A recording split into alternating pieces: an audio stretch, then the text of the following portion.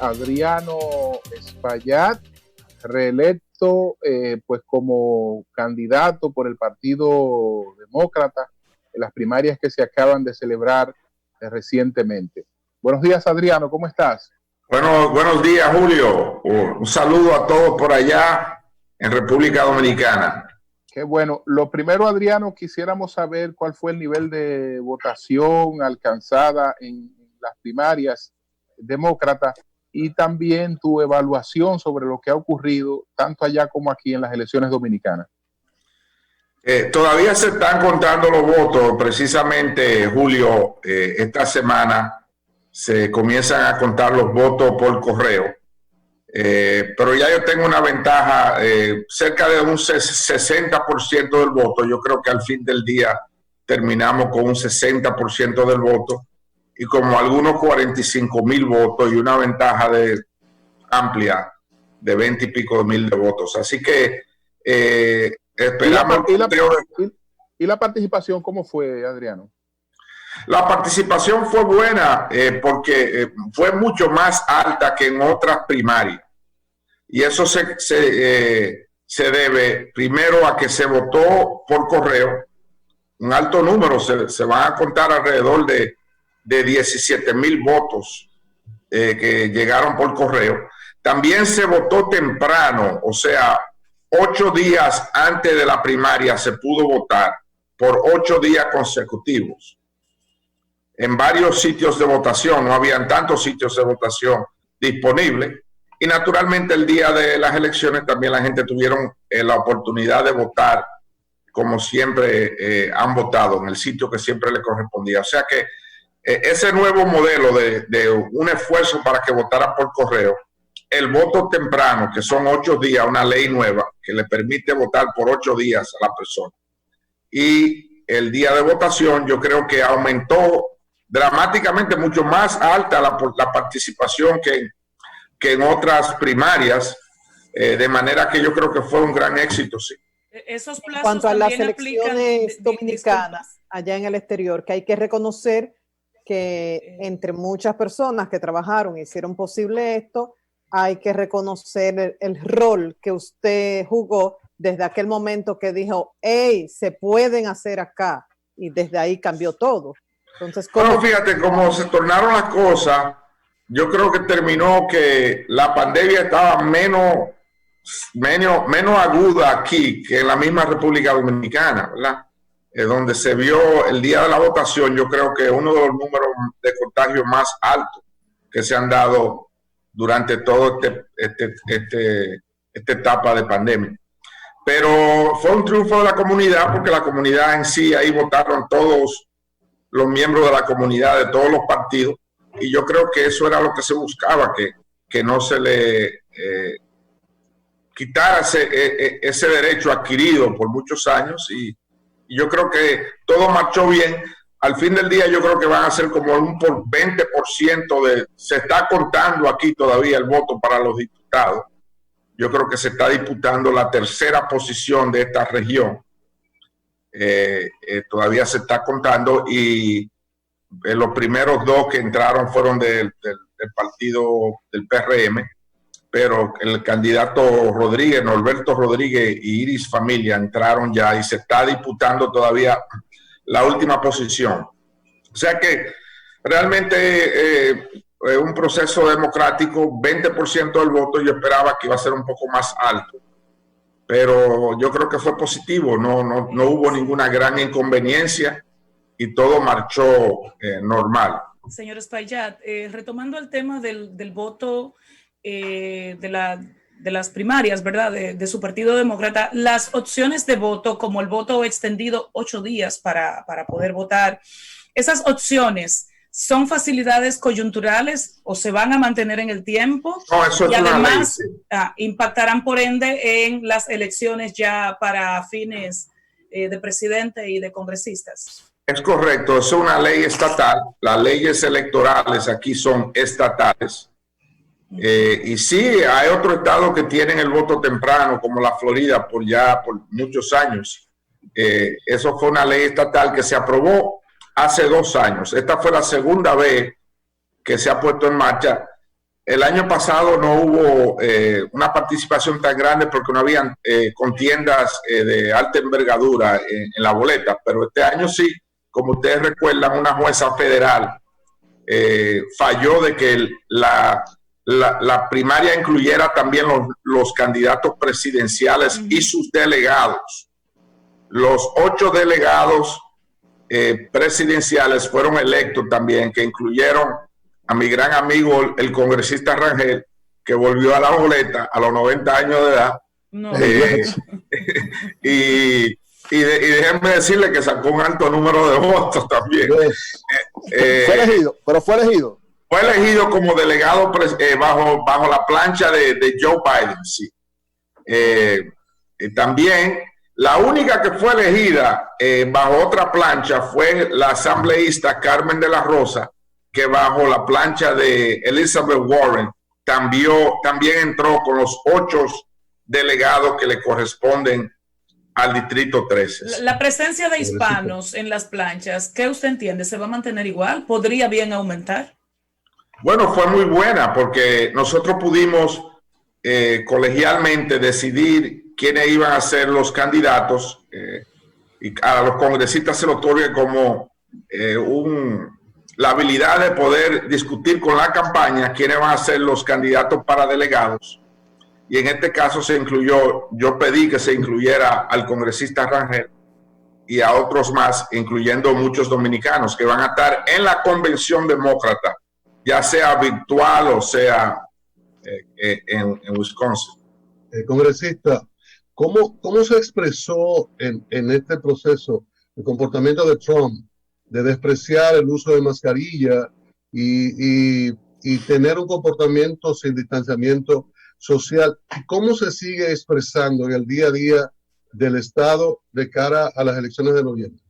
Bueno, ya yo vi ayer que él está cambiando o por lo menos está aceptando ya de que el uso de la mascarilla es algo que se debe de hacer.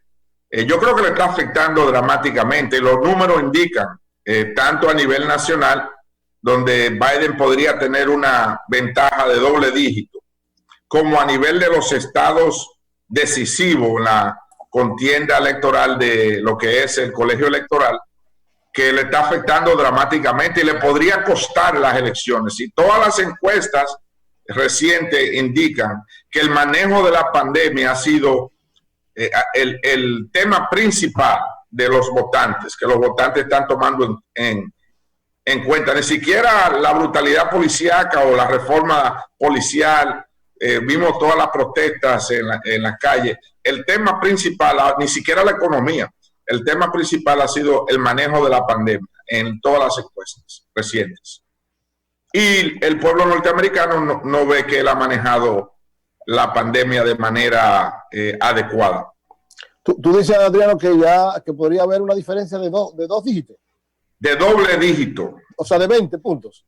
No, por encima de 10. Ah, de 2 dígitos, exacto. Por encima de 10. ¿Cuál es el promedio ahora mismo de las encuestas? ¿Cuál es el promedio? Yo creo que lo tiene como en 10, en 9 o 10, por ahí.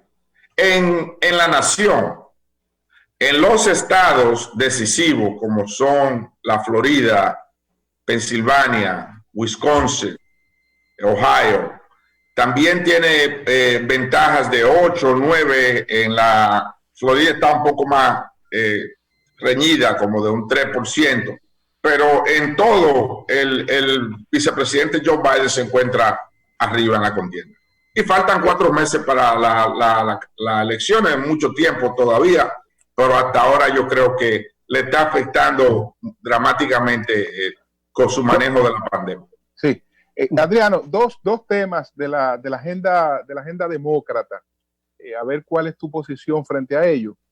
El primero tiene que ver con el tema de los impuestos. Aunque Elizabeth Warren se quedó a medio camino en su aspiración presidencial, ella ha sostenido que no puede seguir una sociedad con aquel carácter de injusticia en el que el 0.1% tiene el nivel de riqueza del 90% de los más pobres. Y solamente el 0.1% tiene más que el 90% de toda la población más pobre.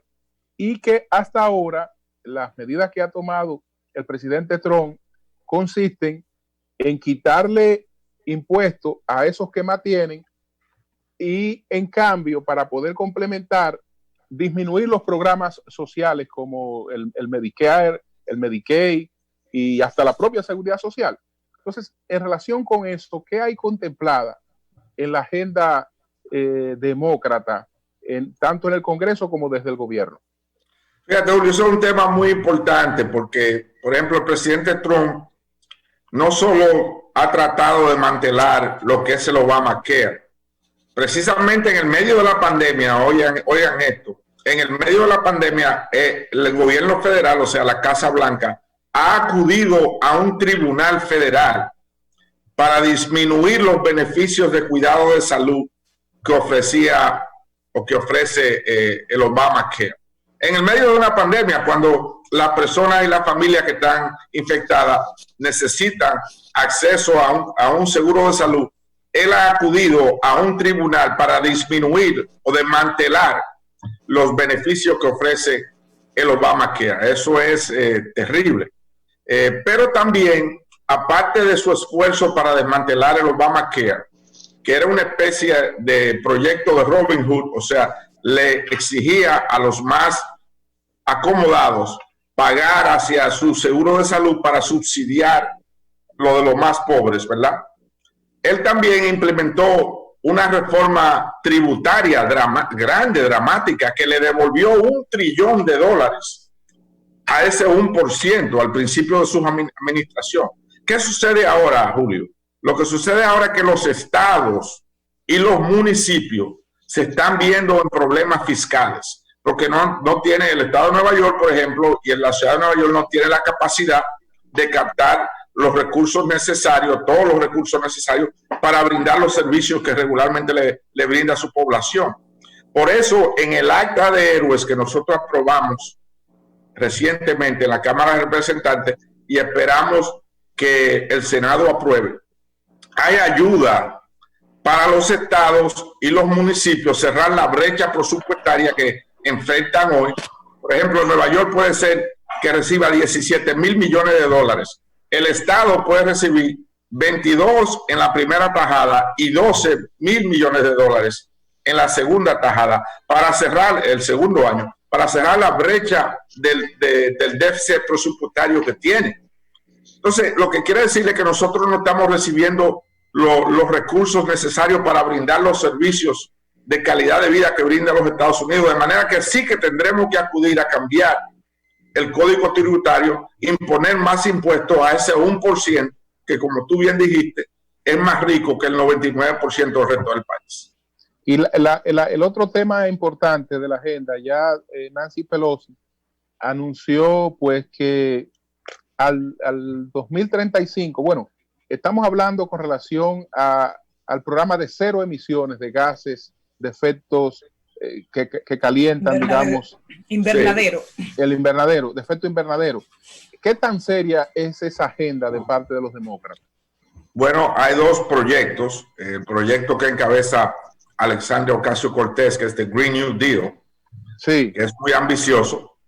Ella, la líder nuestra, Nancy Pelosi, convocó y creó un task force, un equipo de estudio, quien esta semana pasada presentó el reporte, dentro del cual hay varias propuestas mías que se centran alrededor del tema de justicia ambiental, porque lo que ha sucedido tradicionalmente es cuando en los Estados Unidos también, cuando se trata un tema ambiental, no necesariamente llegan los recursos donde el problema es más agudo. Por ejemplo, el distrito que yo represento tiene un nivel alto de asco, muy directamente conectado con el problema ambientalista.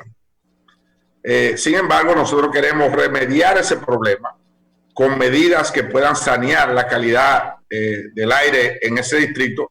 Dentro de ese proyecto hay varias iniciativas, incluyendo iniciativas internacionales. Por ejemplo, el tema migratorio que se presenta en la frontera del sur de México es un tema de una sequía también en El Salvador, en Honduras, en Guatemala, que forza a muchas personas a salir, emigrar a los Estados Unidos porque hay problemas alimenticios, hay problemas de seguridad de alimentos.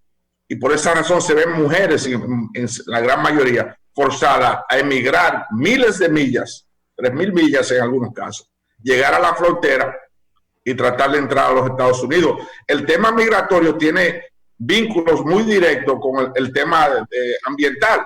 Y dentro de ese proyecto, sí, que es ambicioso, y del reporte que se presentó esta semana, que es un reporte, realmente hasta ahora no es un proyecto de ley, sino un reporte que analiza el estado del asunto a nivel global y a nivel nacional. ¿Cualquier otra pregunta? Sobre el triunfo de Luis Abinader, entonces, Adriano, ya felicitarte a Luis Abinader. Bueno, es una nueva etapa en la historia dominicana, me parece. Yo creo que tiene unos retos formidables, ¿verdad? Porque por un lado todavía está la pandemia complicada con la economía, con un turismo que no ha despegado, unas remesas que se han desplomado, ¿verdad? Una deuda fuerte también pública.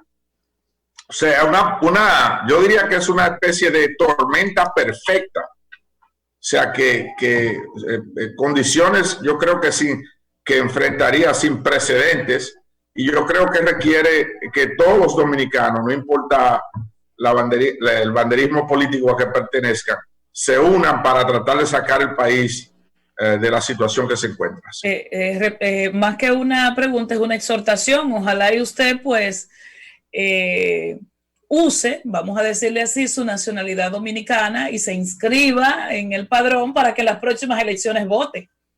Vote por los congresistas y el presidente dominicano. Yo no quiero aparentar ser de ningún partido dominicano siendo demócrata, prefiero quedarme en este carril por ahora. Pero puede votar sin que se sepa por quién vota, ¿eh?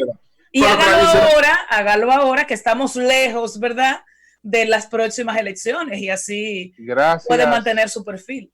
Gracias por la sugerencia.